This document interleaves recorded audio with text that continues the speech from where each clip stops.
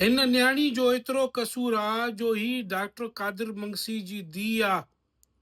यार इन न्याणी जो बि ज़िंदगी आहे, इन न्याणी जो बि फ्यूचर आहे। इन न्याणीअ खे बि अल्लाह ताला ओतिरा हक़ ॾिना आहिनि जेतिरा हक़ तव्हांखे ऐं असांखे ॾिना आहिनि।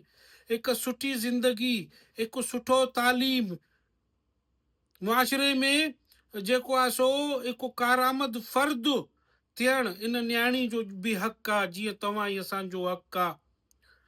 हूअं बि डॉक्टर कादिर मंगसी जे करे तव्हां इन न्याणी खे सोशल मीडिया ते टारगेट था कयो। डॉक्टर कादिर मंगसी आहे केरु यार?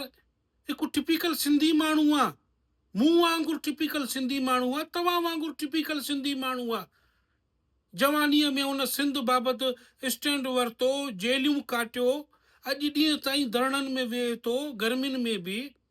छा को बि सिंधी रूए ज़मीन ते 6 कैनालनि बाबति स्टैंड न वरितो? ताज़ो वाक़ियो हो बबरलो धरणे में, वरितऊं। हर को स्टैंड वठंदो आहे, तव्हां बि वठो था, असां बि वठूं था, लेकिन कंहिंजी पर्सनल ज़िंदगीअ खे जेको आहे सो ईअं टारगेट न कयो।